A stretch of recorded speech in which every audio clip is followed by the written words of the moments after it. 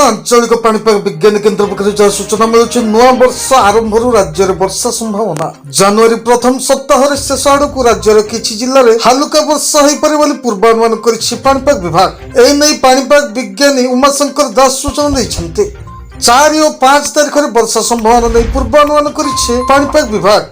सुंदरगढ़, केउंझर और मयूरभंजर किछि स्थान में स्वल्प मध्यम धरणर वर्षा हो पारे बोली कहिछन्ति पाणीपाग विज्ञानी उमाशंकर दास। तबे आगामी 5 दिन रातिर तापमात्रा कौनसी परिवर्तन संभावना नहीं बोली अधिकांश स्थान में यह स्वाभाविक ठारू 2 ରୁ 4 डिग्री अधिक रही पारे। सेपटे आसंता काली आभ्यंतर ओडिशा रे घन कुहुड़ी देखादेव। सेहीपरि 2 तारिख दक्षिण उपकूल ओडिशा रे घन कुहुड़ी देखादेव।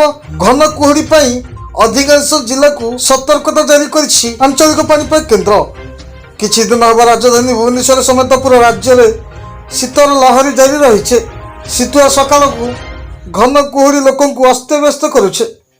दर्शक यहीपरि वीडियो देखा चाहूँ आम चैनल सहित जोड़ी हो रुहतु एवं वीडियो लाइक कर चैनल को सब्सक्राइब कर दिंतु।